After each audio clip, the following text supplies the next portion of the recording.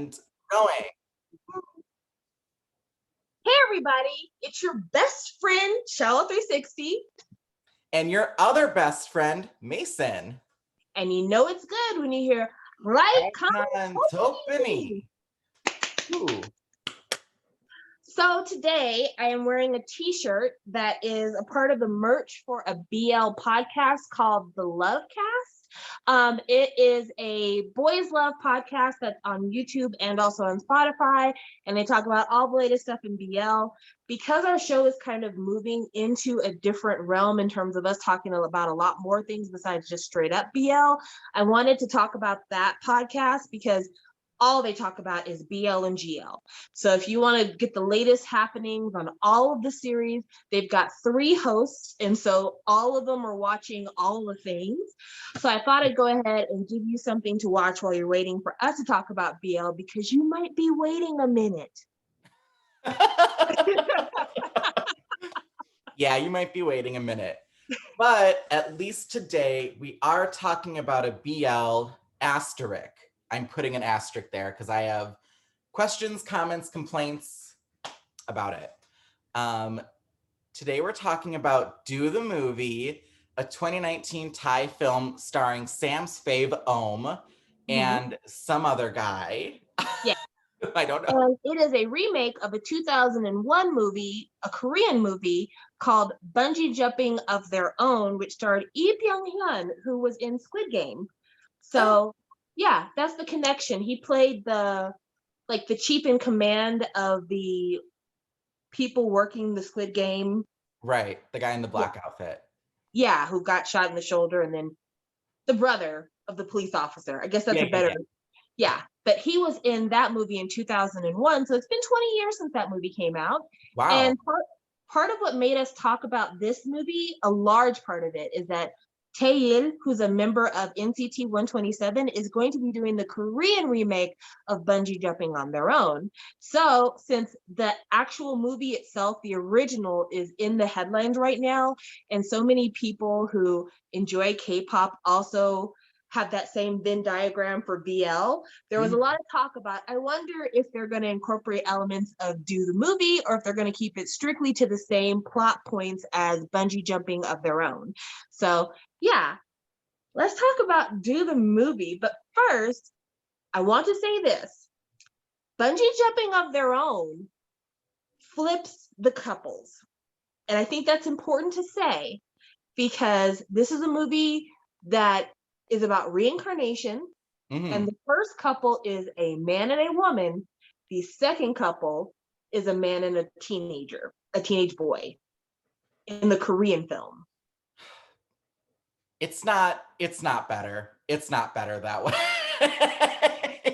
It's not better, but once we get into this discussion, I'll tell you why I think it's important to distinguish the two relationships. Oh, definitely. There's definitely different contexts happening here when you switch them. Yeah. So let's do a little summary, Mason. Give it to us. The recaps. Okay, this movie is about they're like what, year 10 high schoolers. So they're in grade 10, so they're about 15, 16 in 1996, 1997 in Thailand, which is a very strict anti-homosexual period in Thailand's time. Basically, like, they really just send these kids to conversion therapy to get rid of the AIDS. Like, it's kind of gross. And he ends up falling in love with his friend, Pop.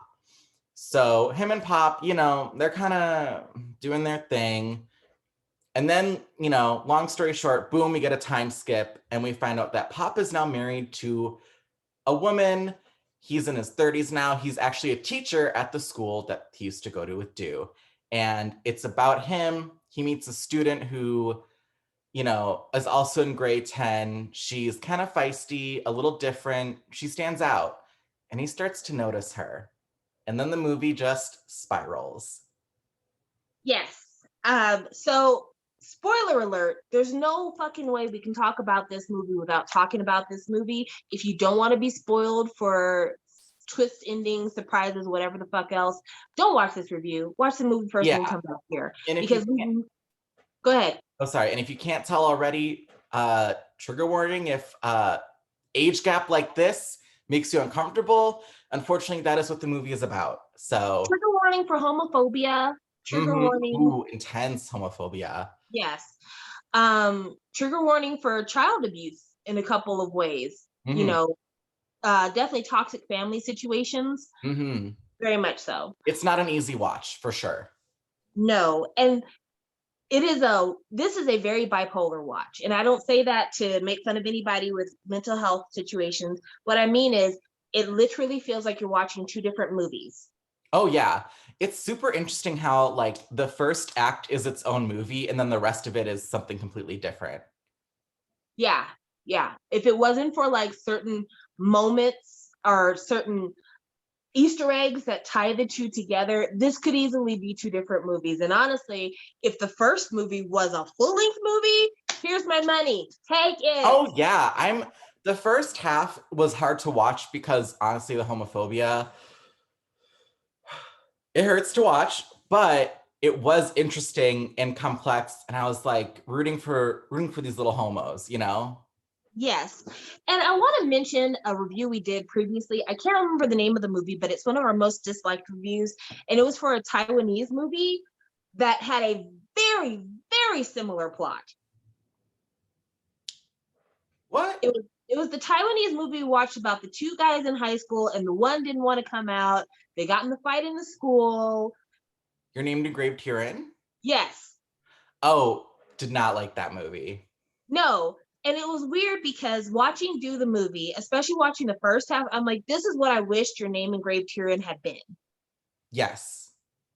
Like this was definitely somebody with a more seasoned hand approached the first half of Do the movie, whereas somebody, I can't say much about the director of Your Name Engraved Herein, but a lot of people said he took a lot of inspiration from a lot of other movies. Mhm. And it showed because it felt like it was all sizzle and no spice. Like it was definitely very much like, this is a pretty movie. It's got a lot of interesting moments. Cinematography is nice. It's got a lot of spicy scenes, but plot wise and depth wise, this is a pretty shallow watch.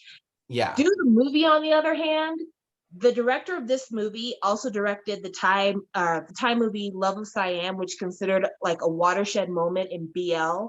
It's Mhm. like it was a movie that came out, I want to say 13 years ago, 14 years ago, and it was massive in Thailand. And it Mhm. kind of created a lot of the market for these BL TV series.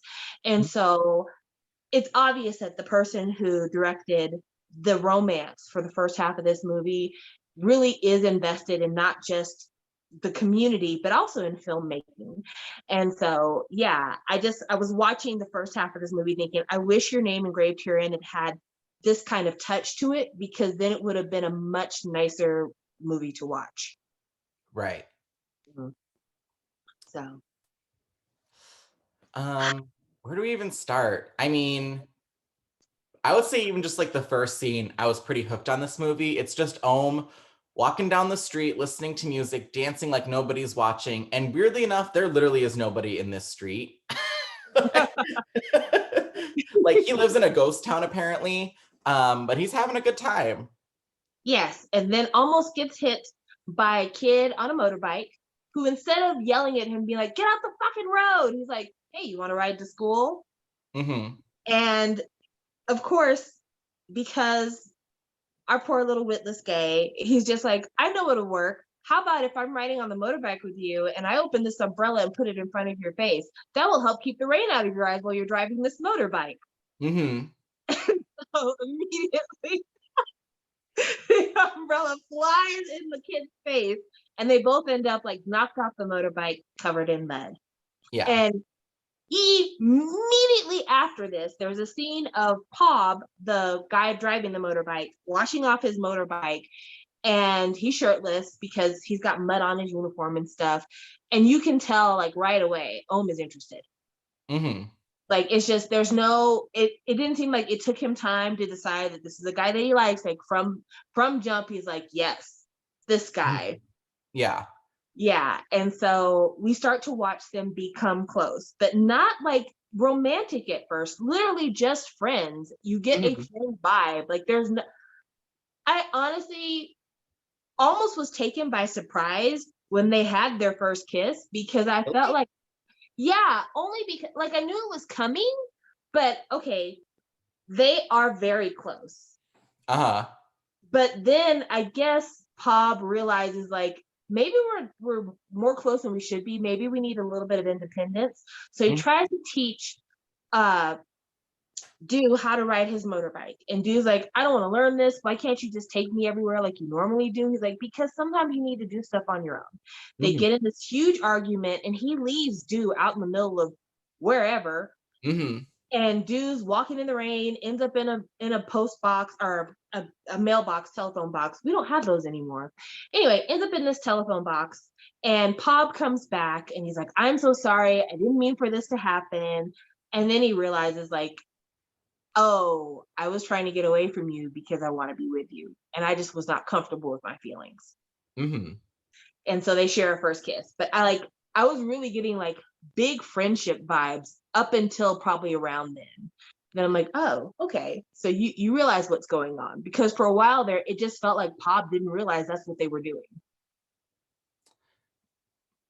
Mm. Interesting. No, I always took it as queer. I'm like, these are little homos from the start. I read everything as a queer, intimate thing. Even the dance scene, like when Ohm was like, I'm a guy that can do girl moves, and then Pop like grabs onto him and like twists him. I was like, oh, the See, gays. now Oma I always knew was queer coded. Like I knew like he definitely was queer. But like I said with Pob, I felt like he was kind of more of a slow realization type of thing.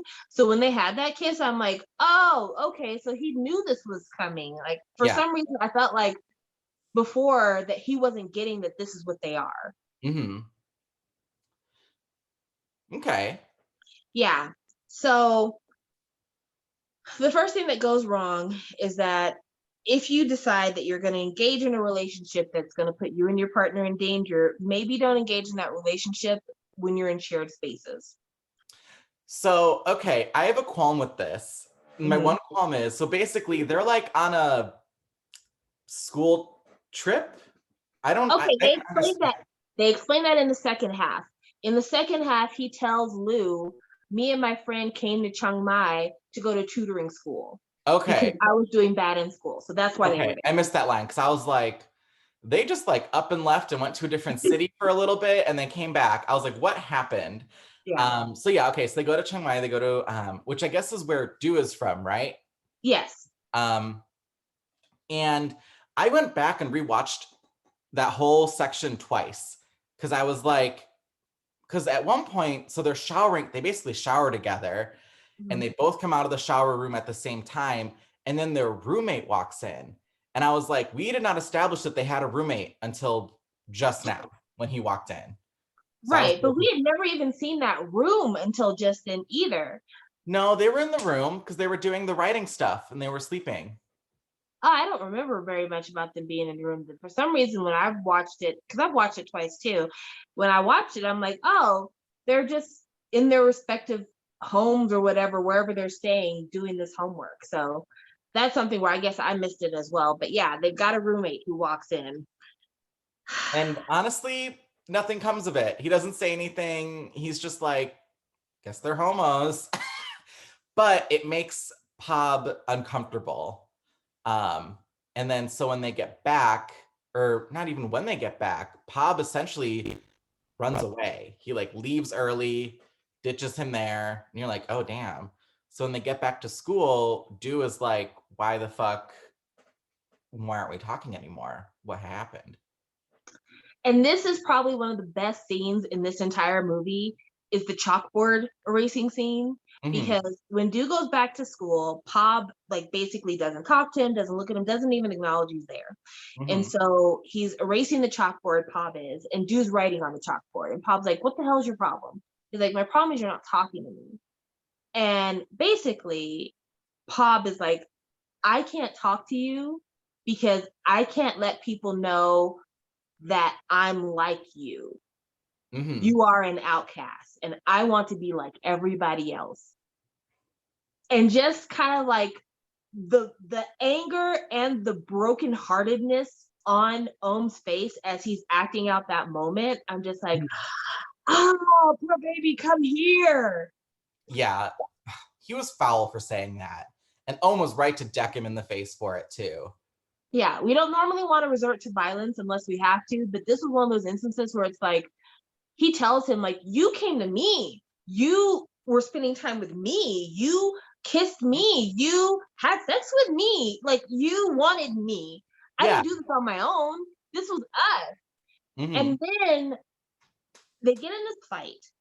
And after this fight, the rumor around school is that Dew is a big old gay and that he tried to make Pob have sex with him, but Pob said, no, I'm not a gay like you.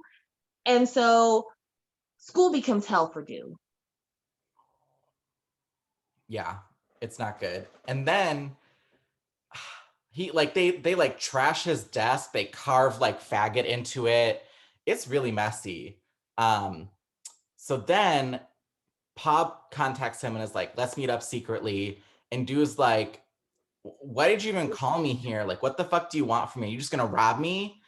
um but Pop actually feels bad, so he takes Dude's ID card and is like, I'm gonna go to the conversion therapy camp instead, like for you. And that's kind of when all shit breaks loose, is when he gets back from conversion camp. So did we mention about kind of the conversion camp? So at the beginning of the year, like Mason had said, there was this big thing about like the gay kids, the gay people in Thailand are spreading AIDS. And so, in order to get rid of the plague of AIDS, they decide that they need to convert all of the gay people. Mm-hmm. So, they have this big assembly at the beginning of the movie, and they start pushing the gay students. Pushing. I was screaming. That scene actually really horrified me. I was like, pushing these little gay students forward and like snickering about it. I was like, you all deserve a punch in the face. You all suck. Yeah. So, they're pushing the gay students towards this camp to make them better. And it's just abuse. It's just straight up abuse. Straight up. Yeah. Yeah, and everybody knows it. And that's the reason why Pob's like, give me your card, I'll go for you. Because he's like, on top of turning the entire school against you, I'm not going to make you go to a place where all they're going to do is beat you. Right. Because when Pop comes back, he's full of bruises Mhm. and like limping. Yeah. So I'm sure, like, not to be too graphic, but probably they're caning these boys because Yeah. that's a big punishment in that region. So they're probably caning them and, you know, just doing all kinds of awful to them. Well, Paul has a couple of reasons why he didn't want to publicly be gay. It didn't come from just nowhere. Like he wasn't, even though it was an asshole move to kind of ice out Dew because of this, we got a glimpse early on of Pob's home life, Mm-hmm. and his dad's a monster. A monster, an abusive asshole. And his mom kind of ain't shit for staying and dealing with that. She's not, but also you can tell that she's abused as well. Because the Yeah. father, the way he talks to her is like, you don't know how to wash clothes. You raised a gay. Like he just, everything is her fault. Yeah. I mean, I empathize, but I'm also like, I don't know. there's I, some I'm blame loath, to be shared here. I'm loath to put the blame on a victim for staying in a bad relationship. So that's why I say like I don't know necessarily that that's even anything she could have gotten out of. I don't know. I mean, if someone's hurting your kids like that, and you're not doing anything to stop it, like it's a hard situation, but I think that, I guess if I was the kid, I'd be mad at both parents. Yeah, and you'd be right to be mad at both parents. I Right. mean, absolutely. I would never say you're not, but I know that like just based on what we've seen of domestic violence patterns, especially here in the United States, a lot of times when you have a partner who exhibits violence towards yourself, it's not long before they're with the kids. And Right. depending on how long you've been with them and what level of violence they're used to displaying towards you and your Right. children, even if you can get away, they're coming for you. Right. Just recently, I was listening to a TikTok about a school teacher a few years ago whose husband, who was a pastor, had been beating her, and she decided she was going to go away. And so she left. And he came to the school that she worked at because she was a teacher, walked into her classroom, killed one of her students, killed her, and then killed himself. I honestly, I genuinely, this is like not a topic that I would even know how to like get into here, but like I generally do want to start researching like, why is it always men doing this? Like, what is it with men that that violence is always the answer statistically? I don't Like know. truly, I like mean, what is it? What is it? What is biologically or socially ingrained into men that makes us abusers, you know? I think a lot of it is social, and I think it's a lot of different elements of the way that men are socialized that lead to this. Like it's Right. the whole men don't cry, men aren't allowed to have Mhm. emotions. It's about I'd rather be feared than loved. Uh-huh. It's all those things. It's this whole machismo mindset that runs across several different Right. cultures. And I think when you are a person with a lot of feelings and you don't know how to healthily express those feelings or resolve those feelings, you resort to violence, you resort to Right. manipulation, you resort to control. And so, I mean, who's to say that Pob's mom could have left his dad and he wouldn't have gone to find her and he wouldn't have Right. gone to find his kids? So Right. that's Right. why I say I'm loath to blame a victim because we never know kind of how far their abuser will go. But Yeah. I understand True. completely why a child would feel like, Mom, you could have defended me. Yeah.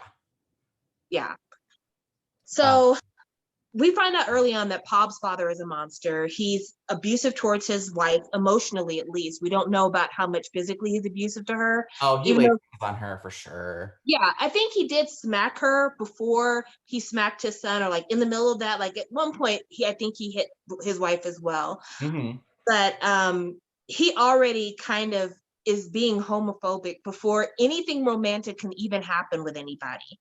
Yeah. And so Pob telling Do I want to be like everybody else is not just him displaying any kind of disgust or aversion to their relationship. It really is kind of a more of a self-protection thing. He's like, my dad will kill me. My dad's gonna hurt me if I'm gay. I can't be gay here.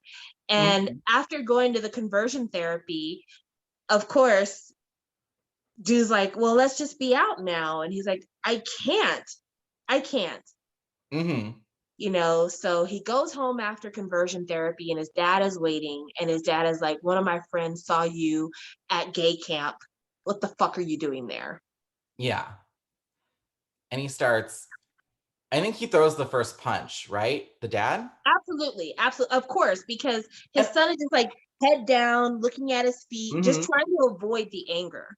The worst part too is that all the brothers are like, Dad, no, don't hit Pop. And then Pop's like, fuck it, you want me to hit you? Pow. Hits him right back. And then everyone's on Pop's ass for hitting their dad. They're like, you don't hit your father. And it's like, he's been beating you all up. You all should be fighting back, you know? That scene Yeah, really, the mom really got to me in that scene because her like screams of just like pleading for her son not to run away. I was like, I really felt bad for the mom there because she was going through it. yes, and that's another thing. They say that part of the biggest one of the biggest repercussions of growing up in a household with domestic violence is that children learn to internalize that. They either learn to become abusers themselves or they develop low self-esteem as a result of this. Or, Hmm. a lucky few are able to see that for what it is and find healthy relationships and actively spend the rest of their lives trying not to be the abuse they grew up in. Right. But you can already tell from the way that the brothers react that they have grown up believing that their father is right. And even though they don't like the things he does, they don't feel like it'd be correct to question him or go against his authority. Yeah, he raised a couple of future abusers, is how I feel. Yeah. And we see that later on when Pop comes back home, how the one brother is like constantly insulting him, much the same way his father did. Yeah, his family really sucks. Yeah. So Pop runs away from home. And as he's running away from home, he and Do had gotten little pagers while they were in Chiang Mai, and he calls Do and is like, "I'm running away. You said you wanted to be with me. You said we could go anywhere. Let's do it tonight." And Mhm. Do is in his own really bad position because Do actually has a loving mother, Mhm. even though I question that love because he does confront his mom about the fact that she signed him up for conversion camp. Not only that, but when he asks her in the car, when he like first was outed by everyone at school, he asks her, "Mom, if I am gay, will you still love me?" And she just doesn't even look at him, doesn't respond. Yeah, Which, like, if I was him, I'd also be like, okay, so mom fucking hates me too now. I might as well run away. Um, but I think the thing with the mom is I think she probably didn't know how to handle this situation. And then once he told her, like, when she noticed because she saw the pager and was like, oh, he might actually run away from me. And I think that's what shocked her into being like, okay, yeah, I need to do better about this, yeah. which I respect her for. I do, but she does level a certain amount of emotional manipulation to her son in that she knows her son wants to run away. She knows her son wants to be with this boy. And instead of offering to be a shelter or a haven for this boy who's been kicked out of his home, Hmm. instead she's like, don't leave with him. Stay here with me because you're all I've got. And I don't Right. care if you're gay and you like men as long as I'm the only woman you love. Hmm. And it's just like, I mean, I would like to hope I'm almost done. Like I'm almost done raising my child. I would like to hope that if my child had a classmate or a close friend who was in an abusive family situation, that I could open my doors and my heart to a child. Right. But instead of doing that and understanding how important this kid is to her son and what an awful situation he's been put into, Mhm. instead she's just like, I really don't care about anybody else's kid. You stay with me. Yeah. And Also, this is so super super side tangent. Did you clock that it was the same mom as Pete's mom in Love by Chance? oh my gosh, I didn't clock that. I wish I had though. I was Oh, like, she looks really familiar. Who is the? Because I think she's so stunning. Like something about her facial structure, I'm like, you are just fascinating to stare at. So I was like, who is this? Because this is a bone structure I remember. And she I was is like, very, very Pete's beautiful. mom. Yeah, she's super beautiful. But yeah, it was just, you know, I think sometimes as a parent, I'm speaking for myself, your only goal, I guess, is to keep your kids safe and to, keep them around. And sometimes you look at the things that they do as being things that are unsafe or things that could cause them to fall into a dangerous life, a short life. And I think that's kind of the way Dude's mom saw him being gay. She's like, this scary thing called AIDS is around, and Mhm, you know, for sure. being gay, you're not going to be able to get a job. You're not going to be able to be around a lot of people in society. And I want you to have a good life. So I want this to be away from you. But I think at that moment, she probably should have been able to clock that, like, this is not going to work. This city is not going to work for you. This place is not going to work for you. And me trying to push you towards what I think is better for you is Mhm, only hurting you. And I really wish that she had made a different decision. But if she didn't make a different decision, we wouldn't have a movie. right. So Pop calls Due and is like, my dad's kicked me out of the house. I have nowhere to go. I'm ready to go. Are you with me? And he's already proven to Do, like, I take you seriously. I take us seriously because he went to conversion camp for him. And Do is crying on the phone, is like, I can't leave my mom. I can't leave my mom. I'm Mhm. sorry. And hangs up the phone. And we watch Pop get on the train to Bangkok alone. It's a hard And that's one the 'cause end of the movie. yes, the movie is over. Nothing else happens. It didn't get really weird after this. um, I wish it ended there. because the character assassination of Pob makes me so sad that the rest of this movie did. Okay, main thing I got mad at watching this movie, how come the adult Pob's voice was lighter than teenage Pob? Teenage right away. I honestly didn't clock that, but I somebody did. did. I was like, this is Interesting. weird. I have to go back and look. That's so odd. Yeah. So Hmm. Pob's coming back home, and Pob, I'm so confused about what happened to Pob because they Right? give up. Go ahead. Yeah, because like last we see him, he runs away. Now he's like 35. He's got a wife, no kids, but he has a wife. And he's moving back to where his family is, and all his Yeah, family's fine. And we even see a flashback later on where he's probably about 17, 18, and he's already back with his family. And it's like, how long did you run away for?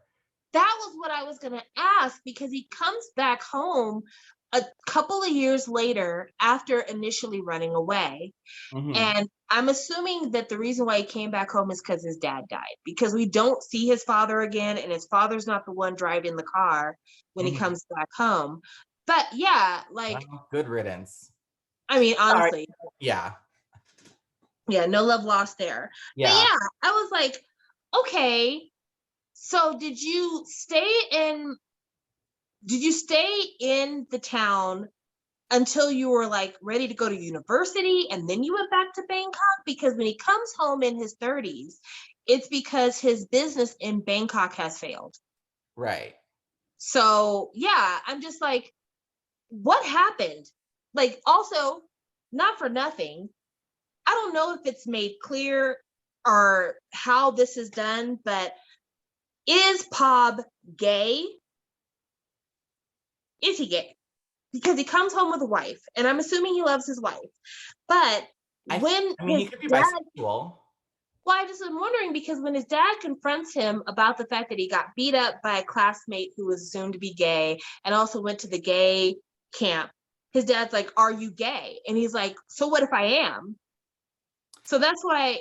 I I I, I don't want to like overthink it, because at the end of the day he was 15, 16, and I think that that's plenty of time to still think about and discover your sexuality. I mean, he could have identified as gay for years and been like, actually no, I think I really do love women. True. And that's why So I don't know. It just felt, the reason I ask is because I wonder if, like, again, he has this trauma from his dad basically disowning him for being gay.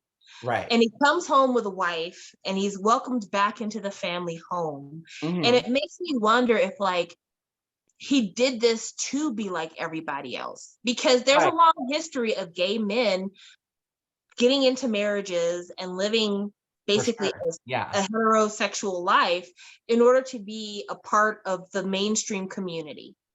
Right. I, Yeah. I mean, it could totally be. I don't know if we have enough clues to answer that, honestly. No, we don't. But his relationship with his wife, and this is the reason why the second part of the movie is just so off putting.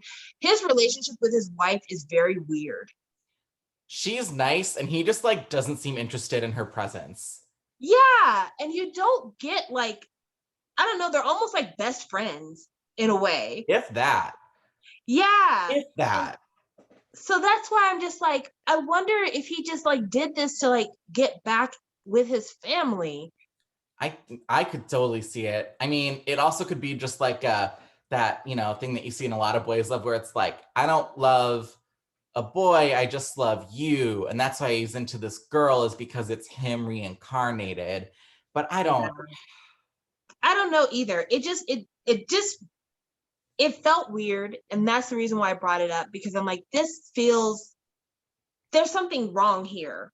There's something wrong here. Also, like, it also felt like this woman doesn't know him, because he's flipping through pictures in his childhood bedroom, which, his mom left the room the same, which I thought was really super sweet. There was like spider webs everywhere, but still she kept his room the same. Mhm. He's flipping through photographs and she's like, "Oh, is this one of your friends?" And so, like, he never shared that part of his life with her, I guess. Right. Yeah, Like, so how it did just she not know that he had this best friend that yeah, passed away? so Like, it just felt weird. Their marriage was weird. yeah. I felt bad for her. I feel like she was trying and he wasn't. So when she left him, I was like, good. I'm glad it didn't take her that long. She was like, oh, that's how it is? All right, I'm on the next bus out of here. Yes, literally. Like she actually left work in the middle of the day to walk down the street to catch a bus to Bangkok. It was so funny. She's like, I'm not even going home to get my shit. I'm just leaving right now. She's like, I don't need to see this pedophile anymore. Yeah, Mm-mm. like I mean, there's a lot of times when like I've been like, oh, this character needs to get away from whoever. I've never watched a movie where like the second she realizes this is gonna work, she's like, I'm leaving now. Where's my purse? Right. Because she gets a hint that he might be cheating the night before, and that's what she says, come stay, just make sure you stay with me tonight. Make sure you sleep with me. And Yeah, the next day the video comes out and she's like, all right, bye. yeah. Well, it was being live streamed, so Yeah. like, yeah. So I just was like, girl, do you even have money on you? Like, do you have a change of clothes? You're like, no, I'm just picking up my purse from work and leaving to go to another city. She seems like a put together woman. I'm sure she's got some cash. I'm sure she just called her mom and was like, Mom, I'm coming home. You were right about him.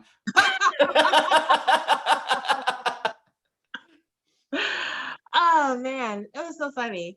But yeah, he goes to work as a teacher in his old high school, which I don't know how he's qualified for that. I don't know Yeah, because he's he's like a sub too. Like he's not a full-time teacher until like towards the end of the movie. He gets like brought on. yeah, I feel like there's like just like we don't know enough about Thailand to answer some of this, you know? yeah. So he's like a not even a sub. He's like an interning teacher almost. Like you'll Yeah. work here provisionally, and then after your 90 days and your evaluation, will bring you on full time. That Mhm. kind of thing. But he takes roll the first day, and there is a student missing, and that student is a student named Lou.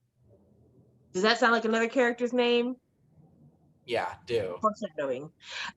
So Lou shows up to class, and Lou is a 10th year student, which Mhm. I'm not sure. I still am not sure what the age is. Maybe 15, 16. Yeah, it should be 15, 16. That's what it is in Yeah. America. So 10th year student, and she's a bit of a rebel. She's a bit of a party girl. She hangs out with the older kids, like, she does Mhm. her own thing. And he takes it as his mission to kind of protect her, get to know her, Yeah. put her on the right path. He's like very drawn to her, you know? Yes. Also, it doesn't help that like the head of the school is like, it's your job to make sure she comes to class and does the thing she's supposed to do. So she keeps getting thrown in his way. Mhm. But she does not recognize him as anyone special. She's more like, ah, you're this grown up who's on my ass. Leave me alone. Which is how she should have stayed.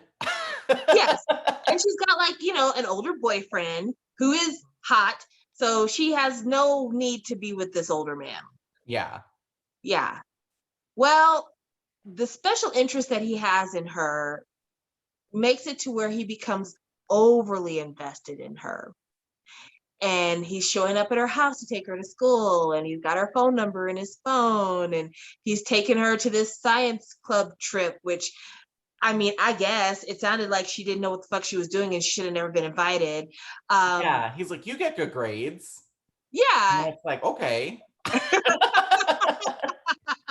What are we doing here? yeah. And then like in the middle of the night, he takes her on motorcycle bike rides with just the two of them. And they And have like deep talks where she even is like, I don't like you like that. And he's like, no, no, I don't like you like that either. And inside you're like, bitch, you want to fuck her so bad. but he's also like, do you believe in reincarnation? Mm-hmm. So it's Oh just like, yeah, because he clicks, he puts it together real quick that he believes that it's do reincarnated. which I don't know how. I do not know how. I'm Well, assuming she that read that, she was reading that same, picture book as him. I don't know. It was stupid. This whole it was I weird. the movie completely falls off for me after the first act. I'm like, Yeah. I didn't want this. I didn't ask for this. They did not do enough to establish the reincarnation theme before he's trying to cash in on it. Right. So he's super invested in her. It's causing problems in her relationship. And it gets to the point where her boyfriend's like, I'm about to beat this old man's ass because he's constantly like following you around, calling you on your phone on the weekend. He's giving me fucking static because he wants to get in your pants. I'm about to fight him. And they do. Like the boyfriend punches him and they get into a fight. He literally hits that kid back. Yeah. A grown-ass adult decides to hit this 18-year-old back. Yeah. I honestly, the fact that he didn't get fired immediately still shocks me. I cannot believe that this principal stuck her neck out for him. Now, I will say this. In the real world, if a student hits you and you need to defend yourself to keep this kid from knocking your block off, I'm for it. I'm totally for it. That's not the situation at hand because No. he hit him once and was like, fight me back, pussy. So like he Right. didn't have to defend. He like actively, Yeah, like he could have disengaged right then and be like, I'm gonna go get another teacher. You're being wild. But if it was one of those situations like you see on like, I don't know, World Star Hip Hop where some kid just starts wailing on a teacher, you have every right to like, yeah, you have every right to defend yourself. So like, don't get it twisted. But this situation, it didn't have to go that far. So they get in this fight, and something about this fight starts triggering a bunch of new memories for Lou. And Lou starts to realize, like, oh my gosh, the puzzle pieces are coming together. I'm due. Yeah. So after the fight, that night, Lou wants to meet up with the teacher, but the teacher's like, no, I can't. My wife told me to stay at home. But the next day, Lou's not in class. So Do goes to Lou's, I guess, apartment because she says she's like living there just to go to school. We don't ever see her parents or anything. Goes to her apartment, and in her apartment, the walls are covered with all of this 90s nostalgia. Like it's posters and just all kinds of stuff. And they have a conversation about these 3D, what are they called? They're not called, I think they're called stereograms is what those pictures are called. Yeah, they're like the little dot photos where it's like there's a hidden image inside all the dots, which truthfully I could not find any of them. They kept saying like there's a shrimp in this, and I was like, mama, that's dots. Yeah, I've played those before. You have to kind of cross your eyes to make it work, but like they were too far away in the film for us to actually see it. But yeah, he starts mentioning all these things and he's like, you know who you are, right? You know that we have unfinished business. And then they share an intimate hug. Guess who's filming in the background? It's good the old boyfriend. And he's filming it on Instagram Live. So there's no way of getting this taken down. Yeah, caught in 4K, as the kids would say. Yeah. We're young and hip. Yeah. So I am young. Yes, you are. You are. Me, on the other hand, I'm old. Yeah, I'm young-ish. There was a TikTok the other day where the girl was like, I'm 23, which means I'm almost 25, which means I'm almost 30, which means I'm 50. And I was like, that's how I feel. Meanwhile, I'm just holding on to youth by my toenails. The thing that's made me feel young this week was looking at Kyle Rittenhouse's mother and thinking, she's 38. I'm doing all right. Oh my God. I saw another TikTok where the guy was like, what racism does to people, it really ages you. I mean, she does. She looks a smooth 20 years older than she does. Yes. 20. And she's 4 years younger than me. Yeah. Yeah. You won that round. Yeah.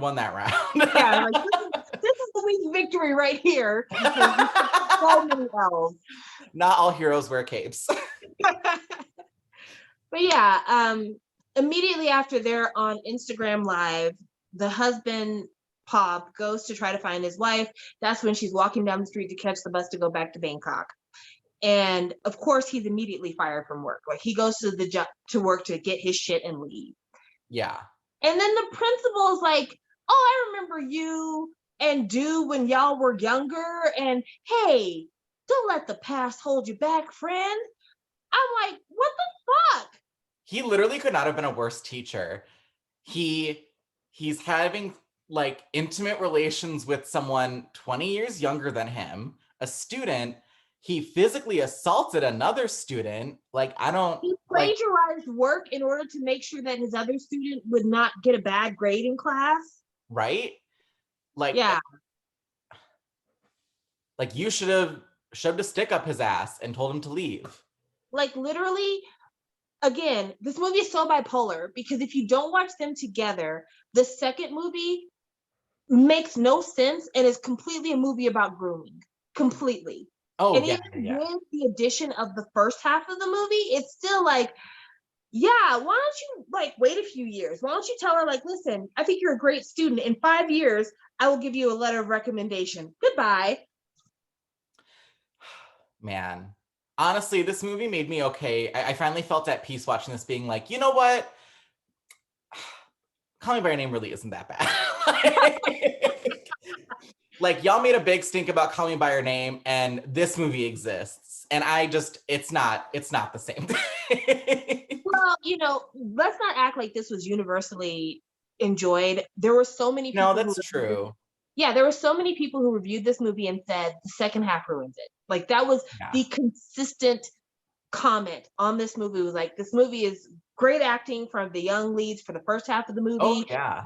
but the storyline just makes everything fall apart in the second half. Yeah, although when I was on my drama list, the first few reviews were all like 10 of 10. This movie deals with complex things and that's why it's so amazing. And I'm like, that's not, I see where you're going with that argument, but not for this movie. No. Yeah, because I mean, there is the argument of soulmates, and I am not a part of a community or a society where reincarnation and soulmates is a big part of the world I live in. I live in a predominantly Christian focused country, Hmm. and there's not reincarnation in Christendom. There's more like we are souls that inhabit bodies, and once we leave this body, our soul is then set up for judgment on whether we're going to heaven or hell, that kind of thing. But like, we don't really do a reincarnation thing. And so, if you're from a country where reincarnation is a huge part of the country's spirituality, Hmm. then maybe watching this movie would be different because you would say to yourself, it's not about their ages or their sexes, it's about their souls and the fact that these are soulmates and Hmm. they are meant to be together regardless of the circumstance. Hmm. And so I think it's very hard in a lot of ways for me to feel comfortable judging this story because I am looking at it from a Western kind of Christian based viewpoint. And for me, all I can see is a teacher having sex with their student. Yeah. And I feel like I think that it's hard. I feel like we should be able to have movies like this that do deal with these themes because there are people that like have had this experience and they want to be able to, and working through it in a media sense can be very helpful. There was a really good thread by Lola Sebastian on that on Twitter a few weeks ago, which if I can find it, I'll leave it in the description. And how like engaging with problematic media can be useful and helpful. I just don't think that this is one of the useful or good ones. I don't think it's really offering anything, you know? Yeah, I think it's a little too shallow for Yeah. it to be valuable. Also, like I think I probably would have had a I would have been more comfortable with this story if after both characters realized who they were to each other, if they had both decided to end their lives immediately afterwards. I know that sounds callous and cold, but let me explain. If they are legitimately reincarnated and they realize like we are meant to be together, you are who you were 17 years ago, I'm still that same person, but I want a chance to get it right. Third time's a charm. Then Right. if they had said, you know what, I'll see you in 10 months. And then they both went their own ways before getting physically intimate Hmm. and decided to start over, essentially, I probably Hmm. would have been like, okay, I kind of get it. Right. But that's not what happens. No, instead we have the weird train scene. Yes. And So the Pop pizza. once again is running away from home, even though he's got a fucking car. Why are you taking a bus or a train? Like, what the fuck? I that bothered me. Yeah, I think it was the best way around this would be to have the wife just take the car and go. That Yeah. would have been the best solution. I think what they were trying to do, it's like, oh, we have to recreate, the train scene from their childhood. And I get that, but like you do think about the car and you go, But this isn't Cinema Sins. It's not a worthy enough ding. Like, Yeah. whatever. So Lou starts to realize like I'm meant to be with this old man. This is my man. Hmm. And so she gets on a motorbike and heads to the train station. And this is where we get kind of what happened with Dude that led to Lou being his reincarnation. And we find out that after getting off the phone with Pob, Dude decided that he was going to run away from home and be with this boy because he loved him and they are soulmates. And so he, not having gotten all of the motorbike riding lessons as we saw early on, he has a tough time with the motorbike and he ends up like almost getting in a crash with a car and falls off the motorbike. And while he's on the ground, another car comes and kills him. And that's why he did not get on the train and go to Bangkok with Pod Hmm. 17 plus years ago. Yeah. But this time, even though Lou does get in a car accident, she makes it to the train station Hmm. and hops on her old man and they ride off into the sunset. Yay. And then And we, then, go ahead. I was just going to explain the finale scene. Go ahead. I'll let you do it. Oh yeah. And then we finally get to see the we should have mentioned this earlier, but there was this whole theme about them going bungee jumping. And Because the Korean movie Bungee Jumping on their own. yeah, so like when they're in Chiang Mai, they're like, "Oh, I want to go to New Zealand and do bungee jumping." And they have pamphlets for it. And then when she's in her room, she's looking at one of those, fuzzy pictures where it's like penguins jumping off the ice and into the water. And it's like, oh, okay, so they're going to kill themselves that way, huh? And yeah, that's essentially what happens. They go bungee jumping. I guess the people working there just weren't paying close enough attention because I think they like unhooked themselves. Yes. Oh my gosh. Okay. So they have fuck, what are the name of the they starts with a C. The little clips. What are Clip. they called? The little clips they use them for rock climbing. They start with a C. Clips? Like I Oh gosh, I used to know the name of those clips, but now I can't recall. But anyway, they've got these clips that they use to hook the shoe up to the bungee cord. And the clip that they have, apparently all you have to do is just knock it off. It's not locked to the shoe. Right. And like no one noticed. There was like a bunch of people around. And so basically they're like holding each other in their arms and then they jump and you just hear the screams of people being like, "Oh, holy shit." Yeah, Um because there's no rope that follows them. But like the rope can just be like snapped off. And I'm thinking, okay, not that I would ever bungee jump in my life because I'm not after that kind of trauma. yeah. But if I was gonna bungee jump, number one, I'd have to watch you measure the cord with my own eyes. Like I'd have Uh, to see the whole setup. But two, you better fucking lock that thing to me. lock the thing to me. I need a net at the bottom. I need to see the net be stable as shit. Like I'm not just jumping and then if it somehow snaps, I fall into a rushing river and die. Like that's not my destiny. Yeah, and it just right off, right off. Carabiner, that's what it is. Carabiners. Oh, Yeah, cool. that's the name of the Word of the clip. day, carabiner. Yeah, carabiner. So it's basically a carabiner clip is what it is. So it like has like a little toggle that you just have to press backwards and it'll Mhm. unlatch. Like it is a super simple type of clip. And I just can't believe that that's how people get connected to bungee cords. Because if it is, you damn right I'm never doing it. I would never do it anyway, but I'm absolutely never doing it because that shit looks like a tragedy waiting to happen anyway. Right. And that's the end of the movie. They fall into the water, and in the water, it looks like we're seeing young Do and young Pob. Mm-hmm. Like we don't see kind of an old man shape and a lady shape. It looks like two young boys in the water. Yeah. But yeah, that's the end of the movie. And the movie's dedicated to one of the cameramen who died during production. Oh. Okay, I Yeah. was wondering who that was.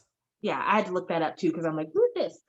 But yeah, like that second half, this this is not a bad movie, but that second half, I think what they were trying to do is they were trying to stay faithful to the Korean original.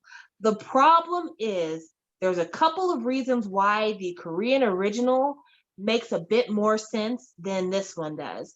First of all, in the Korean original, the lead uh the lead male, the character that would be Pob, he falls in love with a girl. They don't have a forbidden relationship. He has no reason to run away from home. They have a Huh. regular, straight up romance, but she dies in a car accident. Mm-hmm. Later on, when he becomes a teacher and he meets a younger guy, I think the younger guy might be 17, I think maybe. Uh, the reason why it's so unbelievable to him that this is the case is because number one, this is not the girl that he fell in love with because it's not even a girl. Also, it's just hard to believe that reincarnation is real, but also like there is that big age gap there. And so like they went from having maybe a tragic love story to like a completely hands-off love story. Like you are a teacher, this is also a boy, and society's not going to accept this. Mm-hmm. Like everything says that this is wrong and you shouldn't do this. And so it is that kind of like, okay, are you going to go for it? If you really believe that's what this is, are you going to go for it? Whereas in this story, because of how tragic in every way the original relationship was, it almost feels like he talks himself out of seeing how problematic the second version of this relationship is because he feels like he's owed a happy ending for what happened originally. Right. And I think that makes a huge difference because he's having to fight his disbelief in the second half of the Korean movie. In the second half of the Thai movie, he's instead of fighting disbelief, he just falls wholeheartedly into this idea. Yeah, I think that's a really big issue. If they kept it still as like, oh, this is weird, I think I could see a better argument for this movie, but no, the fact that he's just like, yeah, I'll fuck this 15-year-old, it's like, maybe not. Maybe Yeah, not. it's strange. And then also like, I have some questions about Do reincarnated that really have nothing to do with Pob, but like, Do obviously from the very beginning identified as gay. And Mhm. he knew that's what he was. There was no question about it. That he was low key. He even tells his one schoolmate who's like, you knew I was gay, right? She's like, yeah, I know you were gay, but I didn't know you were trying to date Bob. Like, Yeah. it's there. So I wonder for Do reincarnated if being a girl is something where I don't mind looking like a girl in order to be able to love the way I want to love. And Uh-huh. that would have been something I would have been interested to hear. Yeah, there's definitely like a trans reading of this film that is interesting to go into. Yeah. And so that they didn't really explore that, but like Lou has a boyfriend. And Dude did not have a boyfriend in the first half. Like he didn't leave anybody to be with Pob. Pob didn't Mhm. leave anybody to be with Dude. Like they just got together. But like, yeah, Lou's got a boyfriend. And from the way the boyfriend responds to things, I think that they have been intimate together to some extent. Right. So that's why I'm just like, I don't know, like if they reincarnate,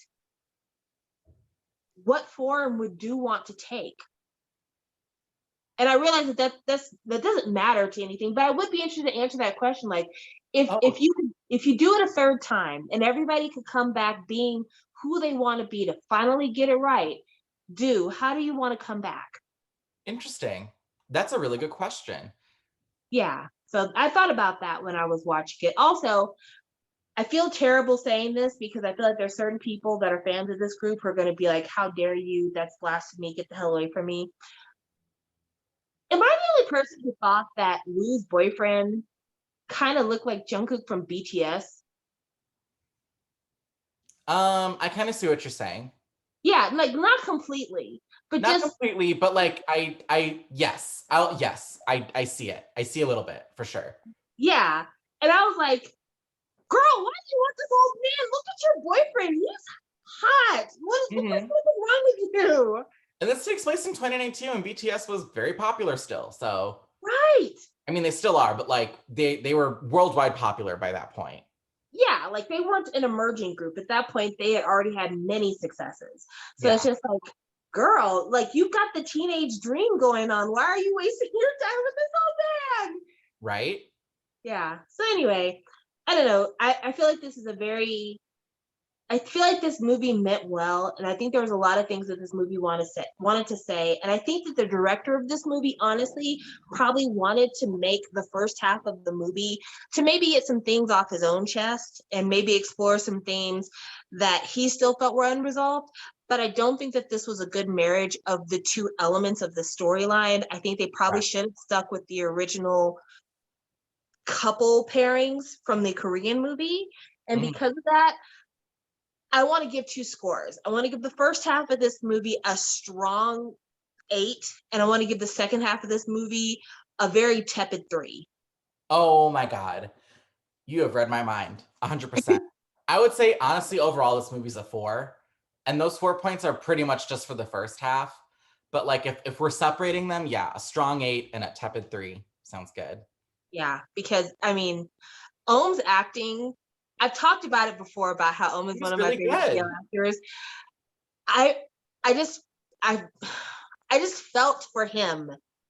And this also proved to me that like Ohm, like I really only know Ohm, to be honest, with He's Coming to Me. And Mm-hmm. in that, I'm more focused on Singto because I had already liked Singto going into it. So seeing this, it like really proved to me that Ohm can have on-screen chemistry with probably anyone. And that it wasn't just Singto holding them up. It really was the two of them. Because Yeah. him and his screen partner in this movie were really great together. And this is also the second thing that we've seen Ohm in where he's had to have that conversation with a parent coming out. Yeah. And in both instances, it has been handled with a very delicate hand. Mm-hmm. Like it wasn't made to be like super like, I don't care what you are, son, just be who you want to be. It was like parents actually confronting the reality of what's going on with their child and then trying to reinforce that the love is still there and we'll work through this, even though obviously the mom in this instance wasn't as successful as the mom and He's Coming to Me, but Right. still very nuanced discussions of coming out. Right. Yeah, so Yeah, I agree. Do you have Instagrams of the day? I do. I was trying to get my phone Amazing. ready earlier, but then like it did do what I wanted it to do. So give me just a second. So the Instagrams of the day that I have are the Instagram for the actor who plays Pob, because you guys should have his Instagram already. The actor who plays Pob, his Instagram is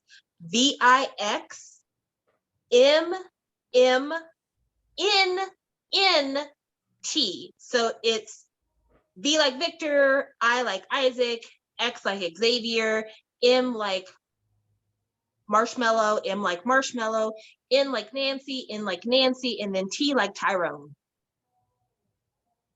Awesome. He doesn't have a lot of followers. I mean, he's got more followers than us, obviously, 176,000. Hmm. But I really liked his acting. I think he gave a very subtle and nuanced performance as Pob. And I think that his acting was a good kind of counterpoint to Ohm, because Ohm was literally hard on the sleeve, whereas Pob, you could tell there was kind of more of a storm brewing under the surface. Also, Hmm. he kind of looks like G-Soul. He looks like Jisoo. Yeah, Yeah, kinda. G-Soul. Yeah, G-Soul, the singer who used to be on JYP, he kind of looks like him. No, I know who Jisoo is. Yeah. Well, I'm just saying Didn't it he for the just audience. didn't he change his name back finally to Jisoo because he was going by Golden for a bit, and then everyone was like, "This is odd." I'm so pissed at this dude. Okay, so G Soul was the longest trainee at JYP. I think the only trainee that trained even close to the amount of time that he did was Jo Kwon, because I think Jo Kwon had been training at JYP since he was like in grade school. But Jisoo Jihyo had had a been, long. huh? Jihyo was training for I think at least 10 years too. Yeah, I think Jisoo had been training for like well over a decade. Ugh, it's a long Because time. at one point, JYP sent him to America to like study under R. Kelly, which that's a whole other discussion. Uh-huh. Yeah, but Jisoo had been the longest JYP trainee, which was a big part of his promotion when he was with JYP. And his first album he did with JYP, honestly, is not that great. I'm not even gonna lie to you, it's not that great. His second album with JYP, really, really good. He put out a lot of really fun singles. Mhm. And then he left JYP and he was gonna do things independently, which that's fine. It is what it is. But he decided to change his name from Jisoo to Golden, which is such a fucking stupid thing to do because Uh-huh. it made it so hard to search him up. Right. And Like, you know, Jihyo sounds better. yeah, G Soul sounds better than Golden anyway. But like in terms of SEO searching, it was just really hard to get Golden. And Hmm. so he ends up on like not The Voice, yeah, like the Korean version of The Voice. And he wins that competition, even though like he was more than a professional singer. So I don't know how the fuck he qualified. Uh-huh. And after that, he signs on with Jay Park, and it's either AOMG or Higher Ground. I'm not sure which one, but Jay Park has been in the business of like stealing people from JYP. So of course he picked up G Soul, Yeah. and G Soul literally did like one project with Jay Park and then left. Like I think it had been less than a year he was gone from that label. And then he also changes his name back to G Soul. And I'm just like, dude, I really want to support you. I think you're a great singer. I really like your music. You are a great feature. Every song you've ever featured on for other people, I've always thought your voice was outstanding. But I need you to go sit down somewhere so that I can find you when you release music, because I'm Yeah. tired of like trying to figure out where the hell you are. Yeah. He's hard to So pin down. yeah, so that's just minor complaint. And then the other Instagram of the day that I have is for the kid who played the boyfriend. His Instagram is Garfin PKK. So it's kind of like Garfield because his English name is Garfield, I guess. So it's GARF and then IN, like in versus out, and then PKK. Um, and so yeah, his Instagram is just really nice selkas, and some of his pictures he looks more like Jungkook, some of them he looks less, but overall, good looking kid. Hopefully he does more stuff. Like to see him in more things. The other guy, the guy who played Pob when he was younger, his Instagram is surprisingly political, Yeah. which I found that to be very affirming. Hmm. I don't know why. I just like, oh, it's cool that you're involved, that you know Yeah. you're an active member of your community. But yeah, those are the Instagrams of the day that I have for you. We don't really do Samantha's rants as much anymore, so I'm not really going to get into that. I like to think it's because I've evolved. But I did want to talk about something very briefly. I wanted to talk about Bad Buddy and kind of like boys love exhaustion, because there was a while there right after Together where it felt like everyone and their grandmother was coming out with a BL, and I got exhausted, and I think a lot of other people did too. And then GMMTV kind of lost their way, because what was the next BL they had come out after Together? It was fucking The Shipper, which nobody wanted to watch The Shipper because it was basically like not a BL, honestly. Yeah. Bless you. And so Ohm was in The Shipper, and The Shipper, if The Shipper had been done correctly, Ohm would have been massive, because literally it was the series right after Together. The audience is there, they're ready to go. Because The Shipper turned out the way it did, people weren't really checking for it. And then again, you had Studio Wabi Sabi giving you stuff. Maine was still making her bullshit. You know, the Philippines was coming up with all of their shows. So they had Gaia Saw Pellicula, Game Boys. Like there was just a lot going on at this time period. And GMMTV, the quality of their BLs kept going down. Tale of a Thousand Stars was honestly okay, but Tonhon Chonletti, Fish in the Sky, mediocre. So because of that, Bad Buddies, which is the show that Ohm is on right now, premiered with the worst BL ratings of any of the most recent GMMTV shows. Sad. And I've been watching every week. They're at episode 4, and it's Fridays because that's the thing with GMMTV, so it always premieres on Fridays. But yeah, the ratings are poor. The show's not bad. It's kind of a slow burn, but it's very much will they, won't they, enemies to friends to lovers, that kind of trope. But yeah, it's just getting terrible ratings and people aren't really paying attention. And I've said it before and I'll say it again. Ohm is too good of an actor to keep getting shafted by the fucking production companies he's involved with. His series, He's Coming to Me, was a collaboration between GMMTV and another channel, I think Line maybe. Mm-hmm. So for the longest time, it wasn't even available for people to watch. Like, you had to go on a lot of these illicit streaming sites to be able to watch it if you weren't from Thailand. Mm-hmm. And then the shipper, like I said, cock teased being a BL, but it wasn't. And so like Ohm just keeps getting thrown through the ringer. And I just want to know, like, can Dow adopt him? Like, this is my plea. Can you please adopt him? Can you make him a part of your next very special ship? Because he doesn't deserve this. He's such a good actor, and he tries so hard, and he has such good chemistry with people, and he just deserves more than he's ever gotten. I mean, Make It Right. I love Ohm, but Make It Right was a really bad show in that it hypersexualized a lot of very young teens. And when I say that, Which I was literally young when mean, filming. yeah, 15, 16-year-olds being forced to, pretend to have sex with each other on screen. Mm-hmm. And he was a part of that. And his character was a slimy, sleazy character. His character was a character who rapes a classmate because the classmate matched with him on like Grindr or something. And so I just feel like Ohm has constantly been fighting an uphill battle. Like, as talented as he's been, he's just been always put in situations that have really diminished the returns that he should be getting. And Mm-hmm. so I'm eagerly awaiting the end of Bad Buddy. I hope it does well, but if it doesn't do well, I hope that GMMTV will drop his contract and he'll get the opportunity to sign on with somebody else, because he's not done. He's far from it. He's way too talented for this to be the end. And even if he never comes back to the BL space, if he decides to go into straight media, that's fine with me. I don't care. But I just think that he deserves way more than he's been given the last several years. Agreed. Yeah. So that's kind of my rant. It's not a real rant, but it's just, I just want better for our children. Agreed. Mhm. Well, I guess we should talk about what's upcoming. We have quite a few things. We have planned out quite a bit now. So the next thing that we're doing, it's not going to be a boys' love. It will be the Madonna review. So we're going to start finally doing musical deep dives. So we're first going to start with Madonna. So we have Madonna lined up, and then we have a very special film after that. We're going to be reviewing The Color Purple.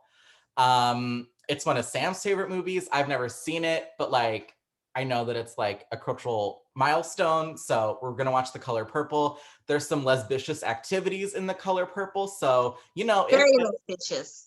and then I think the next musical act after that is FX, the forgotten and unwanted little sister group of SM Entertainment. So Also with suspicious activities. no, she's not gay. I'm just kidding. Okay, I mean, technically she might not be gay because she might not identify as female, but that's neither here nor there. No, yeah. But so that's kind of like the lineup for now. And we will get to Scum. Scum is on the list, but we wanted to do some things that we wanted to do first. So Yeah, so don't give up on us. We are going to get to Scum, but I can't wait to talk about all these things with you guys. And just again, because I mentioned at the beginning of the podcast, that I'll mention it, the blog, I'll mention it again. The Love Cast, where I got this shirt from. I paid for the shirt, by the way. This was not gifted to me. I spent my money. But if you are interested in like strictly BL content, if you don't want anything to do with the other stuff that we're doing, they, like I said, talk strictly about BL. One of my favorite people on YouTube who talks about BL, Moon Consort, she is one of the hosts of this podcast. And so that is the reason why I wanted to make sure that I mentioned it, because I really like her. I think that the other two hosts are fine, but I have my own problems with them, which I'm only gonna say right now because I'm a messy bitch. I think that one of them is a little bit too much of a stand without substance. Like, honestly, I get the fact that, BL is exciting. The idea of boys kissing boys is a lot of fun. But I also feel like that one host, she's just so caught up in, like, I don't know, the fanfickiness of it all, that I think that she has a really hard time identifying when stuff is super toxic and bad. And so sometimes I'm not with it. And I feel like the other host, she's fine. It's fine. But I feel like she doesn't do enough to kind of call out the fact that, being a minority herself, maybe she could say, I could see why people of this minority group aren't exactly a fan of this. Now, Moon Consort, on the other hand, she happens to identify as a member of the queer community. So she tends to be more the one to take up the mantle and say, I could see why the queer community would feel a way about this. But the other two hosts, I don't feel like they do as much about that. And sometimes it does grind my gears, and it kind of makes me feel like it kind of veers into fetishization, but I'm gonna keep from being a little bit too spicy about that. But you can tell them I said this because I don't give a damn. I'm serious. You can tell them I said this because I don't give a damn. But they had one particular pod episode where they talked about fujoshis and about, the fact that a lot of this media is written for the straight gaze. And they argued very heavily about the fact that it's not fetishization, and the queer community has nothing to really worry about with this. But there was not a single gay man in the house. Yeah, I don't like this. Yeah. And so, I mean, I would feel like I was wrong to recommend this podcast if I didn't tell you what I thought was a problem about it. That way you're prepared. But I feel like you can't have a conversation talking about how gay men should feel about BL and its audience and not invite a gay man to talk about it. And that's just my opinion. And you can say what you want to. You can talk about, well, I've had conversations with people before and they said this, that, and the other. But if you dedicate an entire podcast to talking about, well, this is the reason why I feel like people shouldn't be mad. I don't think that you can do that if that's not your community.